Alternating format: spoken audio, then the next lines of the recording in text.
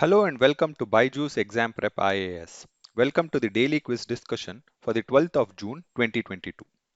Before we begin, a small reminder on our Target Mains 2022 initiative.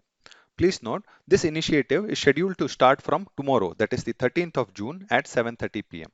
Under this initiative, we would have live classes conducted by our IAS expert faculty every day at 7:30 p.m. These sessions would cover both static as well as current affairs related to the UPSC syllabus.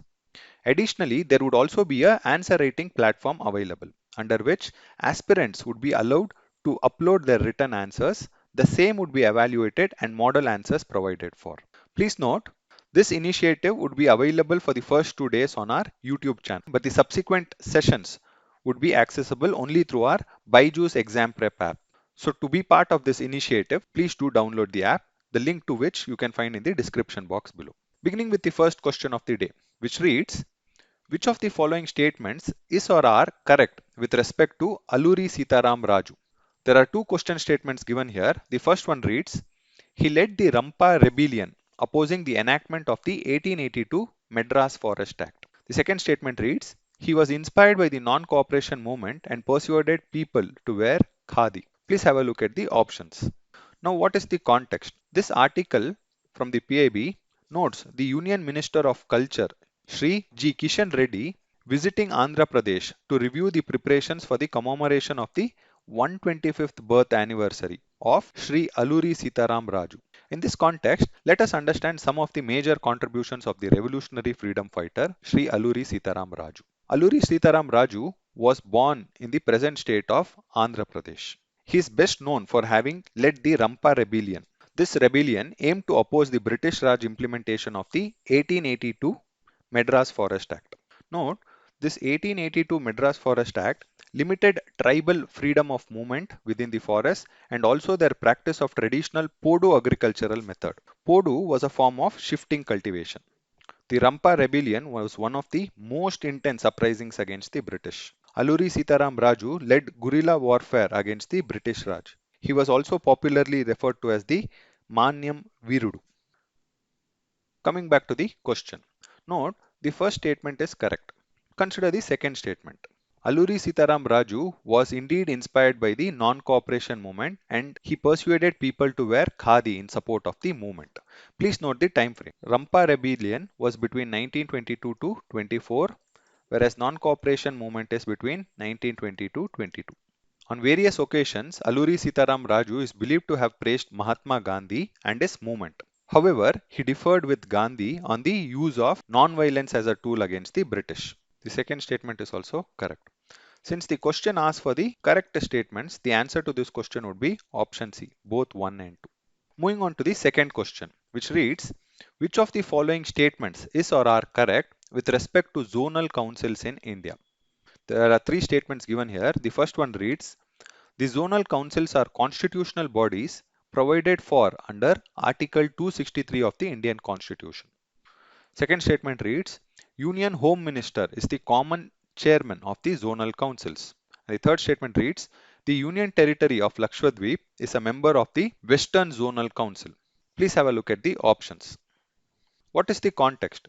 This article from the PIB notes the Union Home and Cooperation Minister Sri Amit Shah presiding over the 25th meeting of the Western Zonal Council. Coming back to the question.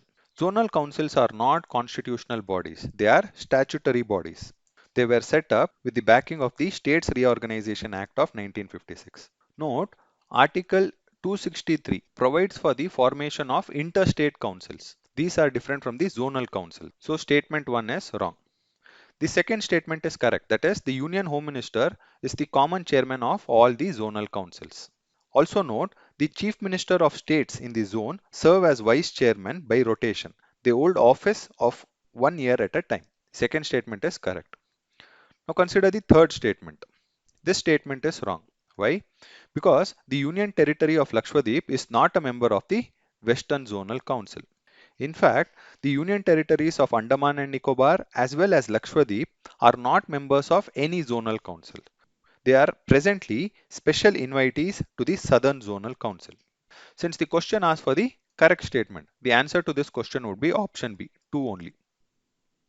Moving on to the third question, which reads, the term peace clause is used frequently with respect to which of the following international organizations? The four options are as follows. Option A, International Monetary Fund. Option B, United Nations Security Council. Option C, World Trade Organization. And option D, International Atomic Energy Agency. Now, what is the context? These articles from both the PIB as well as the Indian Express note the upcoming 12th WTO Ministerial Conference beginning in Geneva. India too is scheduled to take part in this conference. India would be led by the Commerce and Industry Minister Piyush Goyal. Note, the Ministerial Conference is the highest decision-making body of the WTO. Hence, this meeting gains significance. Among the key areas for negotiations, agriculture, fisheries, WTO reforms, and response to the pandemic would be the most prominent. Note, as per the Agreement on Agriculture of the WTO, there are regulations to subsidies provided on agricultural product. This agreement stipulates that the subsidies provided on agricultural products cannot cross a given threshold. Under this agreement, the issue of public stockholding for food security purpose has been a major point of difference between the developed and developing countries. Note, while food security is a legitimate policy objective, some programs are considered to distort trade when they involve purchases from farmers at prices fixed by the government.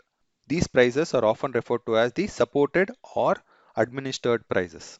While developing countries like India have been arguing in favor of such public stockholding, the developed countries argue that this acts as a major trade distortion.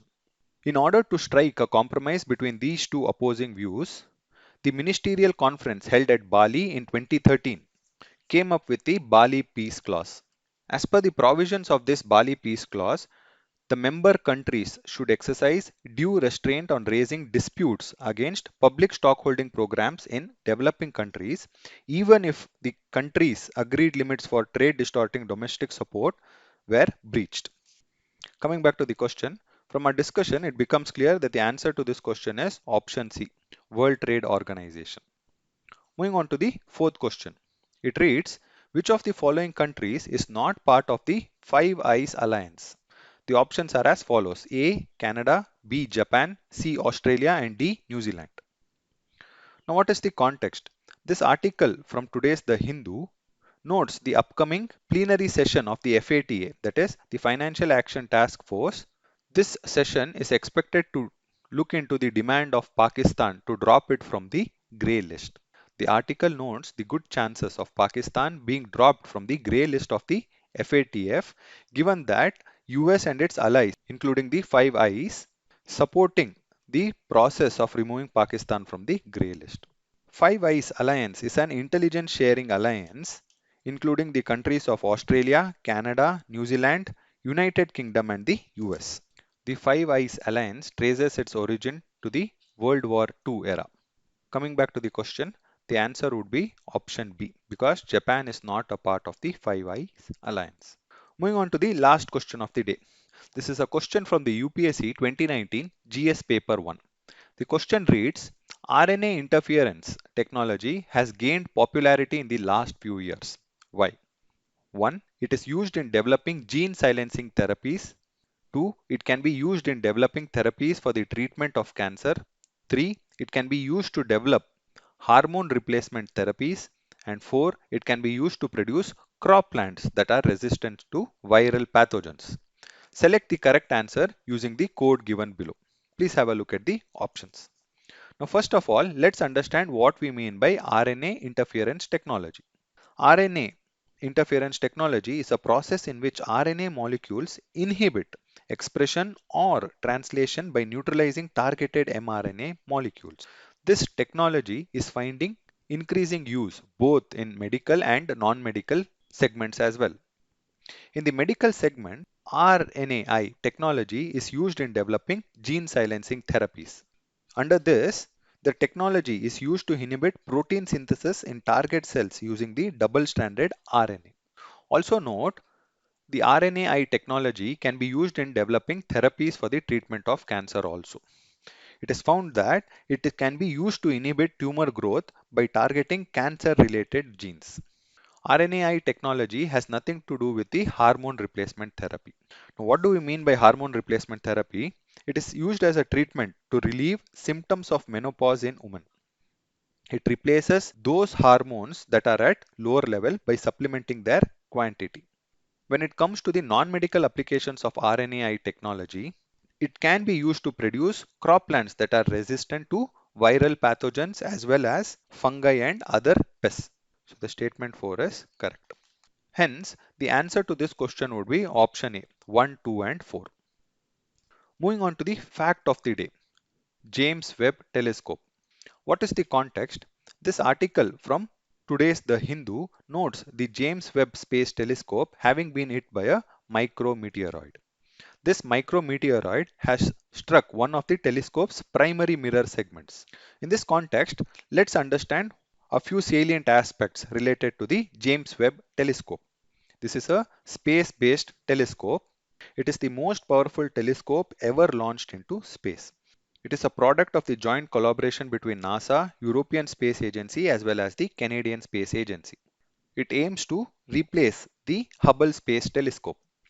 In this respect, it would be useful to know the differences between the James Webb Telescope as well as the Hubble Space Telescope. This will help us understand James Webb Telescope better. Note, as against the Hubble Space Telescope which orbits the Earth, the James Webb Telescope remains fixed. It is placed at the Lagrange point 2. What do we mean by Lagrange point? Lagrange point is a point in space where objects tends to stay put, that is fixed. In such points, the gravitational pull of two masses precisely equals the centrifugal force required for a small object to move with them. Now let us understand the Lagrange points. Say suppose this is the sun and this is the earth which revolves around the sun. You would have L1 somewhere here, L2, L3, L4 and L5. The James Webb Telescope is at the L2, Lagrange point 2. As against the Hubble Space Telescope, which made observations in the ultraviolet and visible range, the James Webb Telescope is a primarily infrared telescope. The James Webb Telescope has elaborate sunshade mechanism. This is required to help maintain very low temperatures. Note, it is very important that the telescope remains cool to observe infrared radiations. Its position at L2 point also helps shade it from direct sunlight. Next, the size of the primary mirrors used in the James Webb Telescope is much bigger as compared to the Hubble Space Telescope. This larger primary mirror area will allow it to have a larger field of view. As a result, the James Webb Space Telescope will be able to visualize the burst of first galaxies and also visualize atmosphere of exoplanets. Here exoplanets means any planet beyond our solar system. Hence, there is a significant amount of interest towards the James Webb Telescope. Note, this James Webb Telescope was launched in December 2021 and NASA is due to release the first images from the James Webb Telescope very soon. That is all for today. Thank you for being with us.